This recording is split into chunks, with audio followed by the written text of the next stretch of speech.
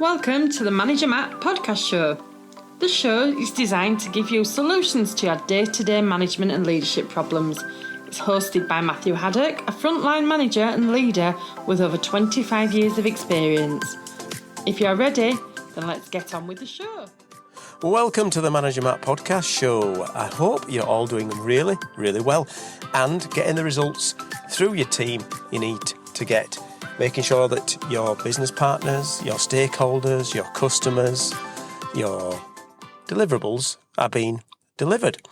Doing it a little bit different this week. I'm out and about, so I'm having to record a little bit unusual, trying a mic into the task cam. See, again, not ideal, but in life, sometimes when you're out and about and you've got things to do and you're on a schedule, you've got to take opportunities wherever you can to make sure you do what you say you're going to do. And I said from the start I was going to deliver one of these shows every week, and majority of the time I do deliver every week.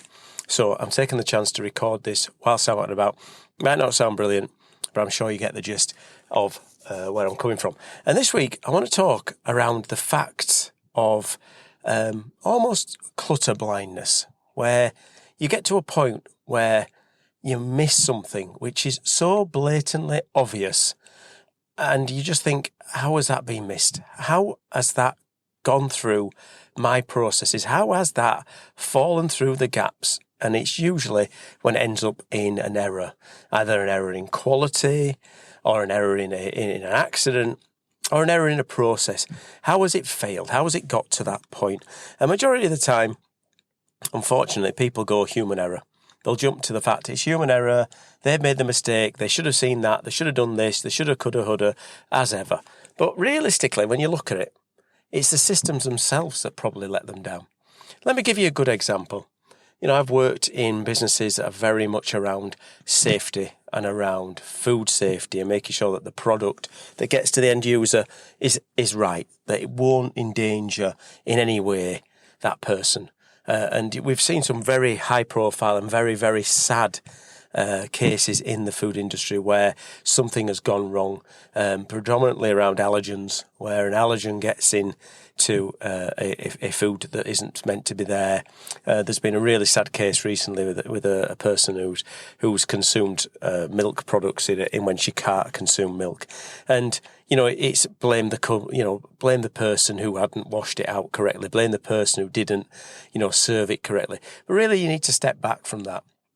Other areas where you've got a process where a certain thing has to have a packaging, again, problems sometimes linked to allergens, where a packaging is put onto a product, it's checked by a person who's put the packaging on, it's checked by the next level down, it's signed off by the line supervisor, it's signed off by the quality person, and still it gets through. And you're thinking, how has that happened? How has that managed to get through all those layers and still fail?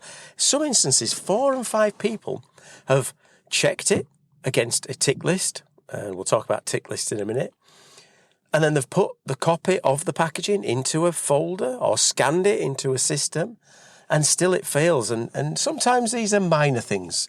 An incorrect packaging, which is not an allergen, is going to be inconvenient, it's going to be embarrassing, it's not going to be great for the company, but it isn't going to endanger anybody's life. But when it gets to an allergen or something that people can't eat, then it's major. And again, you jump to, why has that person not seen that? Why has it fallen down? Who has made that mistake? Let's blame the people. Human error. But actually it's not. When you dig deeper down, yes, the person's made the mistake, but why?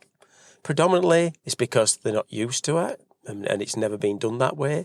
They've just constantly ticking boxes. So tick boxes are being brought in for everything. Everything's got a checklist and a tick box.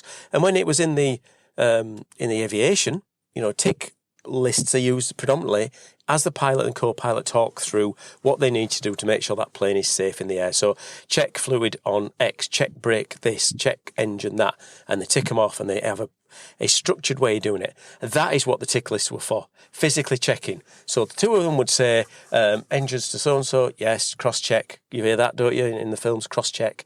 And they are cross-checking it between them. So one of the guys is reading the list, the other guy is checking it out and cross-checking it and making sure it's right. That's what the initial One was to stop errors happening where people in those positions have thought that one pilot had done something and the co-pilot hadn't. They work really well, still do. But when it comes to things like a big sheet of paper that a quality person's brought out and the person at the end of the line has to go down and tick it, and every day they tick, yes, yes, yes, yes. There's never been an error, yes, yes, yes, yes. They become clutter blind, they become blind to it and just end up ticking, ticking and ticking. Not actually checking anymore. Tick, tick, tick, tick, tick. Then the next person comes on, sees all them ticks and thinks, well, my box is to say, is the ticks right? Well, I'm not going through 50 ticks. And every time this has been done before it's right, I'll just tick the tick. And then, of course, the next supervisor comes on and says, well, 2 other people have checked that. Why would it be wrong? I don't need to check it. And they check. But they're supposed to check, but they don't. They tick. So you end up with these layers that were meant to protect and stop the error. Actually, just because it's so blind to it, they've just got so used to it, they're just checking a tick. They're checking that the box above has got a tick in the right place and ticking to say the tick is right. I'm getting confused with my ticks here, but you get the gist. That's where I'm going with this. So how do you fix it? How do you stop it? Of course, training will be the first thing people will say. We need to train people more. We need to check more. There's another classic one. We'll put another check in.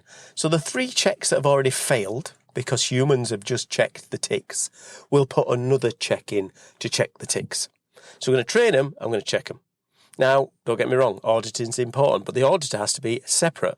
They have to be come around and layer confirm that that's been done. So that's an independent person who comes and checks. If you've ever had an auditor on your sites, or if you're in work and you have someone coming in to check from head office, that's what they're doing. Fresh eyes, looking and making sure it's right. And predominantly, because errors are quite rare, thankfully, they'll probably find all the boxes ticked, all the boxes right, all the boxes signed. Happy days. Not a problem with this system. So how do you fix it? How do you fix it? How as a leader do you think about how am I going to fix this? Well, one of the things you can do is automate it.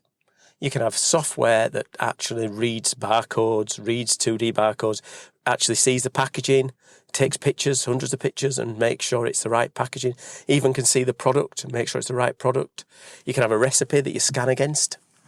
We had a process where I used to work where you'd scan every single container containing the ingredients for that recipe into the vessel for mixing, which is brilliant. And if it saw something that was wrong, it'd stop and say, no, that ain't right, that vessel, you can't carry on, it's wrong. But what happens, of course, humans being great at finding gaps, what they'd do is they'd go, okay, what I'll do is I'll scan ahead. Because it'll be easier for me. I'm going to scan. I'm going to make it easier. So I'm going to scan 3 or 4 scans ahead, which will make it so much easier for me to get to the finish, my shift, and gone. And again, most of the time that works. Most of the time that's fine. But when it goes wrong, you put the wrong ingredients in, and if the computer, which is expecting to see 15 containers of this barcode, and you've scanned 15 containers, but then you put the containers from the next load in, because you've scanned ahead, that's going to fail. So again, even automation doesn't fix it. The fixing is a blended solution. You have to have trained people. You have to move people and give them motivation to work in different areas. You have to audit with independence. You have to automate where automation is the right thing to do, but not rely on automation. Test the system manually.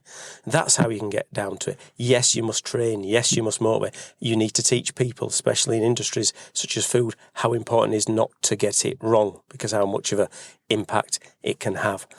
But blindness and clutter blindness is something you've probably accepted. Next time you go to your desk or next time you go into your room, can you actually remember where everything is? Do you see the clutter? Do you see the things that have been left in the wrong place?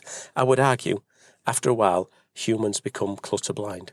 And the only way to fix clutter blindness is to take the time to step back, look at your processes and run through a process that challenges it in the right way and challenges it in an effective way and challenges it to make sure you're getting better.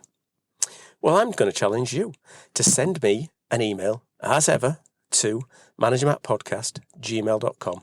Love to engage on this subject or others. So when you stood there and you've got a load of clutter in front of you, when you start cleaning that clutter up, think to yourself, I'm going to send Manager Matt an email and ask him a question that I'd love him to tackle. A new question or an old question. Well, that's it for Manager Matt this week. Thanks for listening and goodbye. Thank you so much for listening to this Manager Matt podcast. We hope you found it interesting, helpful and actionable. One last thing, please leave a quick review on iTunes or with your podcast provider, as it helps to spread the word of Manager Matt.